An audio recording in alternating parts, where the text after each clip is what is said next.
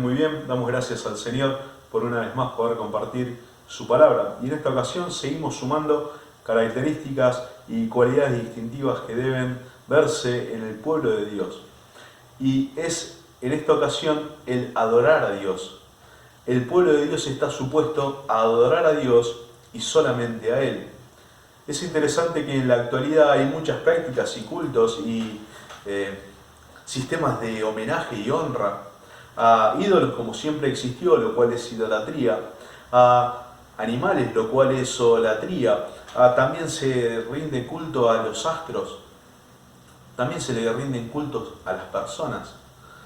Ahora, hay una práctica que está creciendo a pasos agigantados y es la teolatría. ¿Qué es la teolatría? Es la práctica de adorar a Dios como si fuese un ídolo, de adorar al único Dios verdadero como si fuese un ídolo. Se le dan cosas, se le da tiempo, se le rinde algún tipo de culto y alguna actividad singular, pero en nada tiene que ver y en nada interfiere este Dios en cuestiones de la vida diaria y de la vida práctica, sino que simplemente se está cumpliendo con la materia de la religión, pero en nada es consultado, en nada tiene que ver con proyecciones personales o de decisiones de lo que fuesen, simplemente es cumplir con esa materia cúltica o de religión. Ahora, al Señor de la Biblia, al Dios de la historia, se lo debe adorar y está supuesto a que el hombre lo adore como Él mismo ha querido que lo hagamos y como Él mismo nos enseña. Porque al final del día y al final de la historia y al final de los tiempos, todo hombre dará cuenta ante Él. Y la cuestión de la teolatría no es algo nuevo. El querer adorar a Dios como si fuese un ídolo no es algo nuevo. De hecho, hay una historia que grafica exactamente esta práctica y está en el libro de Éxodo, capítulo 32. El libro de Éxodo, en ese capítulo, relata cuando el pueblo había salido de Egipto y la primera parada que tenía, que el Señor le había dicho a Moisés, era que los veía en el monte Sinaí. Era ahí donde Él le iba a dar la ley, la instrucción, todo aquello que iba a ser necesario para que ellos se desarrollasen como su pueblo. Y cuando llegan al monte Sinaí, el Señor está en la cima del monte de una manera imponente, truenos, relámpagos, y Él empieza a hablar el Señor y a darle las instrucciones, y ellos se ven aterrorizados y se ven con miedo y se ven como que van a morir. Entonces les dicen a Moisés que vaya él y que hable con el Señor y que después ellos lo escucharían a Moisés. Entre paréntesis, ellos desprecian directamente al Señor hablándoles a ellos. Pero Moisés va y Moisés sube a la cima del monte donde estaba el Señor y empieza a recibir todas las instrucciones. Y pasa una semana, 2 semanas, 3 semanas, 4 semanas, 5 semanas y Moisés no volvía. Entonces empezó la incertidumbre con el pasar de los días de qué había pasado con Moisés. Y se empezaron a sentir como a la deriva quizás y como estaban en el medio del desierto. Y la mejor idea que se les ocurre es crear un ídolo para adorar. Ahora, este ídolo no era un ídolo simplemente ajeno a lo que ellos vivían o simplemente creado por ellos de manera abstracta, sino que era un ídolo que representaba y que iba a representar al Señor que los había sacado con mano poderosa de Egipto. Era un ídolo que iba a representar al mismo Señor que los había librado. Dice el versículo 5 del capítulo 32 de Éxodo: mañana haremos fiesta a Jehová. Ellos querían rendir culto, homenaje, celebrar, agradecer, si puedo, a Dios que los había librado de la esclavitud, pero lo iban a hacer a través de un ídolo y lo empezaron a hacer de esa manera. Al día siguiente se levantaron, madrugaron para ese día festivo, para ese día de celebración. Madrugan y se ponen a comenzar con esta fiesta para el Señor. Y ellos creen que lo están haciendo bien, y ellos con buena intención creen que están logrando el favor de Dios y que están siendo aceptos, si puedo, ante el Señor por medio de esta fiesta que estaban celebrándole. Sin embargo, interesante es ver cómo una misma situación puede tener dos perspectivas totalmente opuestas. Porque ellos creían que estaban adorando y honrando a Dios a través de esa práctica que estaban haciendo, y el Señor ve de arriba del monte y le dice a Moisés: Moisés, bajá, porque el pueblo, dice, el pueblo está en idolatría. Bajá porque el pueblo está en idolatría. Y lo primero que nos enseña esa historia es que las buenas intenciones no son garantía de que las cosas se hagan bien. Y es interesante que ellos ven y ellos quieren hacerlo bien, pero están haciendo algo totalmente opuesto a lo que el Señor ya les había dicho que no hiciesen. Es que al Señor no se lo adora como si fuese un ídolo, porque Él es el Señor de todas las cosas. Y quiero que veamos y vayamos ahondando un poco en cómo adoración se debe ver a la luz de la Escritura. Idolatría es todo aquello que sea rendir culto, homenaje a algo que no sea Dios, a lo creado, a la criatura que no sea Dios. Dice el apóstol Pablo en Romanos 1:25: cambiaron la verdad de Dios por la mentira, honrando y dando culto a las criaturas antes que al Creador, el cual es bendito por los siglos de los siglos. En la actualidad, esto de adorar a Dios a través de un ídolo se da en el hecho de que muchos adoran a Dios a través de una religión, a través de un área, a través de actividades en desarrollo, creyendo que Dios entonces de esa manera recibe adoración. Sin embargo, es bastante diferente y mucho más amplio el concepto de adoración y mucho más íntegro el concepto de adoración visto desde la Escritura. En primer lugar, la expresión adoración aparece en hebreo y tiene dos acepciones en el Antiguo Testamento. Y hay una acepción que solamente aparece 4 veces y no tiene que ver con adoración a Dios o a hombres, sino que tiene que ver con otro tipo de adoración. La más común y la que se usa con mayor frecuencia es la que significa y es Yahá, y significa adorar, postrarse, bajarse, inclinarse, y es el mismo término que se utiliza en el griego, en el Nuevo Testamento, y el griego básicamente es el mismo significado y suma 2 sinónimos más, si puedo, que dice dirigirse, orientarse, y pone una definición más que es besar. Esa postura de estar inclinado frente al Señor, en este caso, es la postura de estar en un estado de adoración. Ahora, esa expresión aparece, por ejemplo, cuando Abraham está llevando a Isaac a ser sacrificado en el capítulo 22 de Génesis, y cuando él va camino de 3 días al lugar que Dios le había dicho, llega al pie del monte que el Señor le había indicado y le dice a sus siervos: esperen acá, yo y el muchacho subiremos, adoraremos, dice, y volveremos a vosotros. Ahora, está claro y todos sabemos que lo que Abraham iba a hacer allí arriba del monte iba a ser algo mucho más que simplemente inclinarse. Tenía que ver con algo un poco más amplio. Pero también la misma palabra que utiliza ahí en el versículo que Abraham dice: iremos, subiremos y adoraremos, es la misma expresión que utiliza José, por ejemplo, cuando él relata el sueño y dice y que se inclinaban ante él, hablando de sus hermanos y hablando de sus padres también. Y que fue lo que pasó más tarde cuando fueron todos sus familiares, cuando él estaba al mando de Egipto, siendo el segundo en Egipto. Es la misma expresión. Bueno, más allá de lo que es etimológicamente el resultado y en general la expresión adorar, desde el contexto bíblico y desde entender cuál era el significado de la palabra, es estar inclinado frente a Dios, estar orientado frente a Dios, estar postrado frente a Dios. Eso es el estar adorando frente a Dios. Ahora, según el Señor, cuando Él le contesta a Satanás cuando lo viene a tentar, Él cita Deuteronomio 6:13 que dice: a tu Dios solamente adorarás y a Él solo servirás. Según el Señor, Él es el único digno de adoración. Según el Señor, Él es el único digno de culto. Él es el único digno de honra.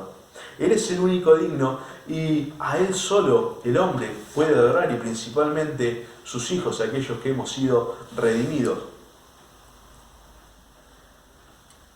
Pero la expresión adorar, Él no busca adoradores como momentos de adoración. Él busca adoradores. Dice el Señor cuando está hablando con la mujer samaritana, en Juan capítulo 4, versículo 23, la hora viene, y ahora es, cuando los verdaderos adoradores adorarán al Padre en espíritu y en verdad. Porque tales adoradores, el Padre dice, busca que le adoren. Él no está buscando tiempos de adoración, momentos de adoración. Él está buscando adoradores, hijos suyos, que estén todo el tiempo adorándole.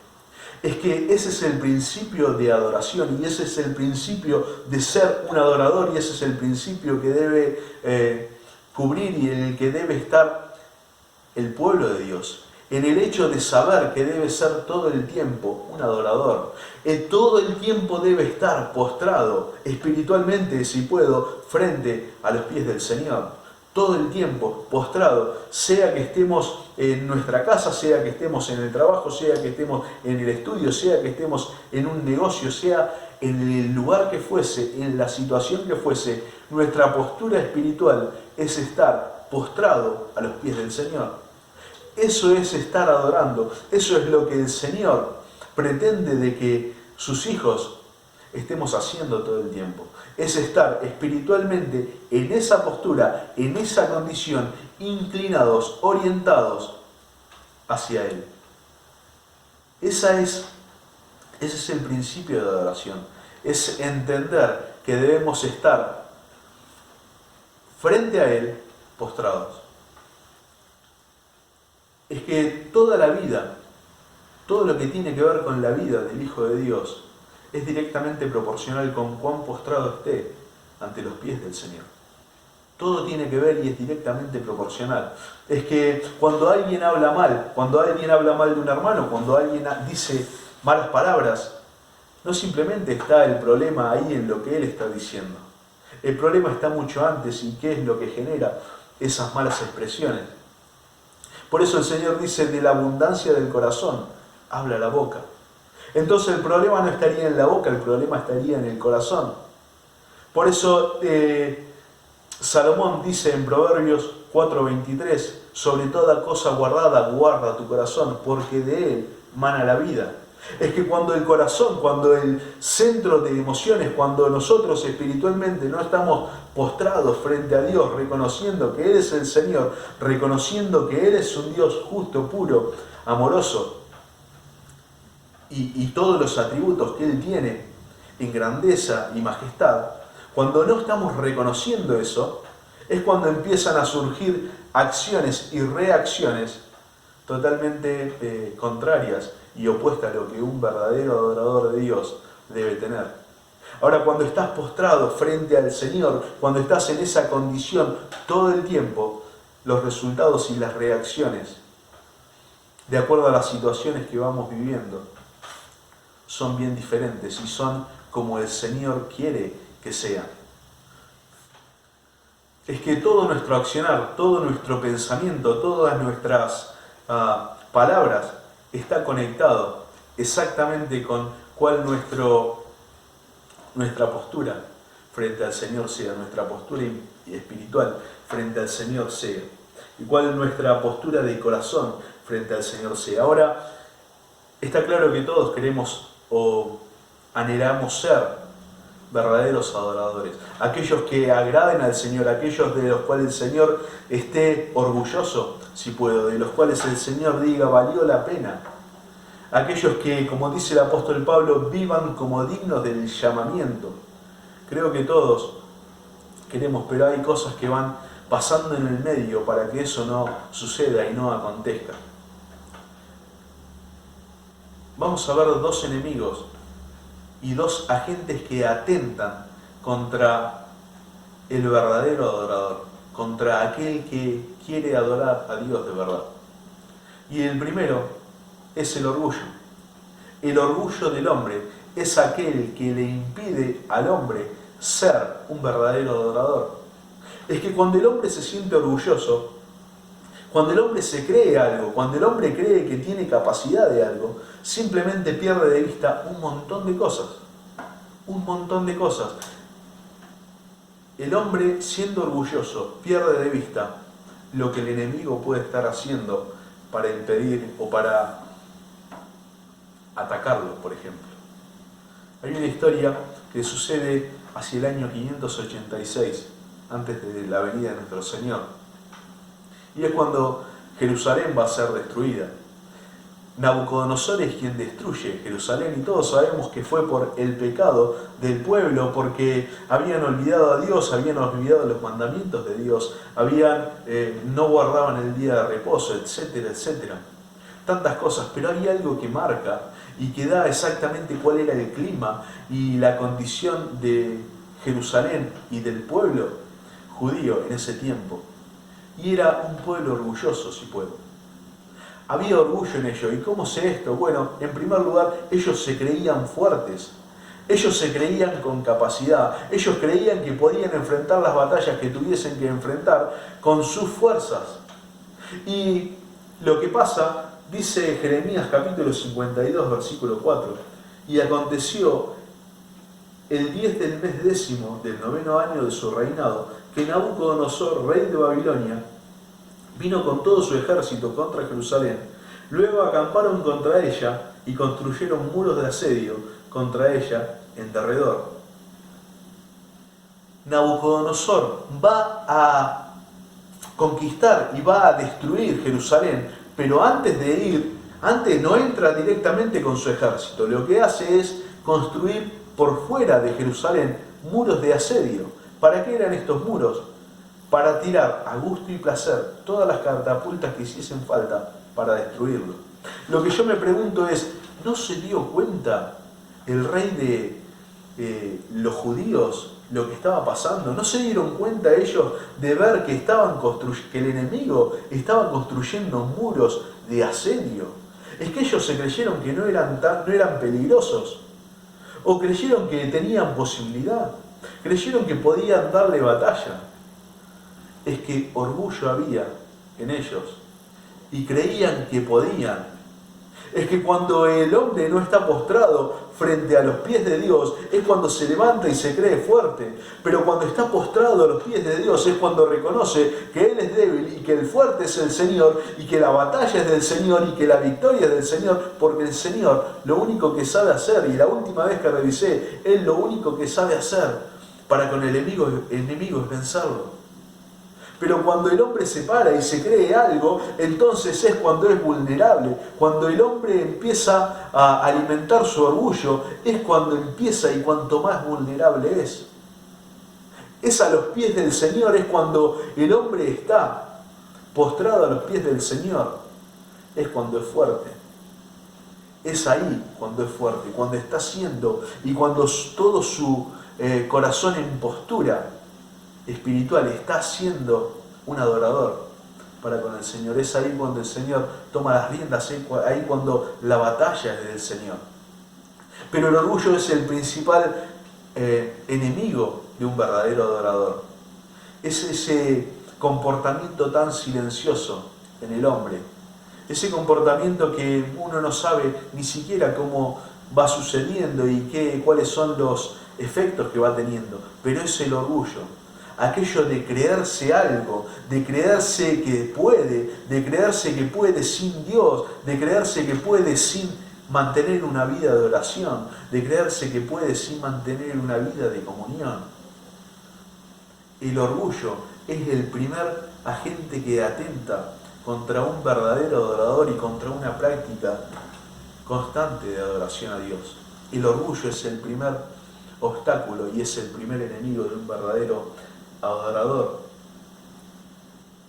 Es que cuando sos y te crees algo, es cuando perdés de vista no solo al enemigo, sino de entender que a un nivel práctico no tenemos lucha ni contra carne ni sangre, sino contra principados, potestades, gobernadores de las tinieblas, de los lugares celestes. Y el hombre muchas veces pretende o quiere o supone que puede darle pelea con fuerzas humanas. El orgullo es el primer enemigo de un verdadero adorador. Cuando el hombre está postrado a los pies del Señor, cuando está siendo en esa postura espiritual todo el tiempo, entonces es cuando es fuerte.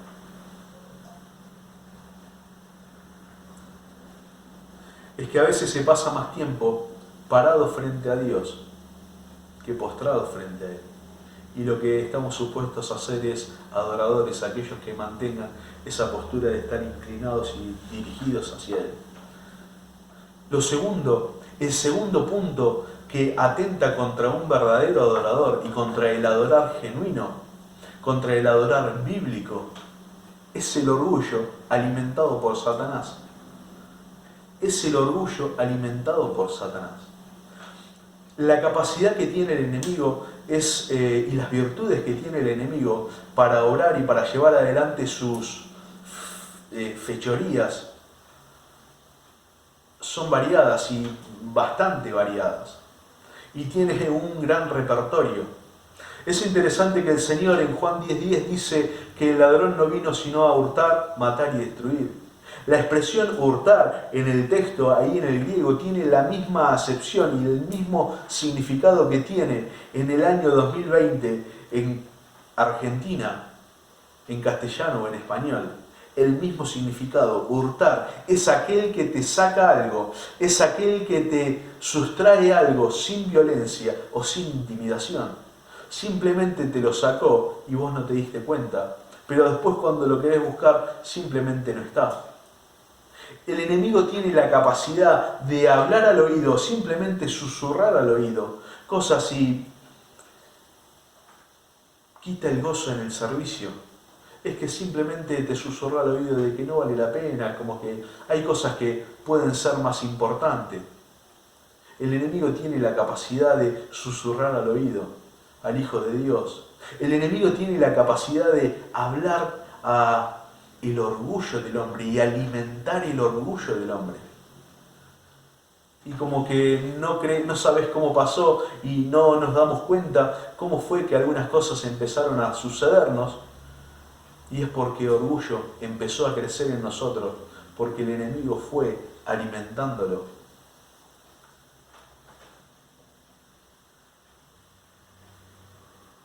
¿Cómo puede ser que alguna vez, cuando alguien cuenta un pecado, un error, una caída, el que escucha se siente un poco mejor? ¿Cómo puede ser que del hombre brote semejante basura? De entender que porque aquel cayó, yo soy más. Es que el enemigo habló y tuvo la capacidad de hablar al oído y decir, ¿ves? Vos no caíste. A ese nivel de diabólico es el accionar del enemigo. A ese nivel de perversión y de pudredumbre trabaja el enemigo. De creer que vos sos mejor que aquel que cayó porque vos simplemente no caíste. El enemigo tiene la capacidad de hablar al oído para hacerte creer que vos sos alguien cuando aquel otro ha caído. Tan tonto como eso, tan absurdo como eso. Cuando el propósito de Dios de que un verdadero adorador sea es que si alguien cayó, aquel que está adorando y postrado a los pies de Dios, diga, postrate al lado mío y vamos a adorar a Dios y postrémonos al lado de Él. Porque esa debe ser la actitud, y esa debe ser el accionar, y esa debe ser la reacción de alguien que adora a Dios de verdad. No simplemente el decir, y sí, como levantar la vista, como, bueno, sí cayó. Es entender y ponerse al lado de aquel que ha caído y que ha confesado su pecado para que empiece restauración y para que restauración comience a suceder. Pero la maldad misma es vista en el hombre cuando pasan cosas de esta, porque el enemigo tiene la capacidad de alimentar el orgullo. Y tiene la capacidad de, sin violencia y sin intimidación, ponerte la mano en el hombro y decir, levántate, no vale la pena estar en esa postura, en esa inclinación, en ese estado de devoción, si puedo, espiritualmente. El enemigo tiene la capacidad de hablar con lógica humana y de hablar con cierta lógica que está llena de veneno, como lo hizo en el jardín y como lo hace desde el principio. Ahora, nosotros y nuestro objetivo debe ser siempre poder identificar al enemigo ahora o el accionar del enemigo. Porque una de las características que el enemigo tiene es hacernos creer que Él no está ahí. Es hacernos creer que Él simplemente no hizo tal cosa. Es hacernos creer que simplemente es producto del razonamiento, que simplemente es producto de la lógica humana. El enemigo es muy astuto y el Señor mismo dice y habla de la astucia de Él. Ser adorador, ser un buen adorador, un verdadero adorador, como dice el Señor, como le dice el Señor a la mujer samaritana, es lo que debe estar, y ahí debe estar la búsqueda de todo hijo de Dios. Porque es ahí donde hay batallas ganadas, porque es ahí donde hay bendición, porque es ahí donde el Señor es glorificado. Porque es eso mismo lo que cantamos, que no hay lugar más alto que estar a los pies de nuestro Señor. Eso es ser un verdadero adorador. Que todo el tiempo, en lo que sea que hagamos, nuestra postura sea estar postrado ante el Señor, reconociendo que Él es el grande, que estando en esa condición estaremos siendo protegidos por Él, cuidados por Él, provisionados por Él. Amando al Señor, sirviendo al Señor. Esa es la postura de un verdadero adorador. Los dejo y nos vemos en la próxima.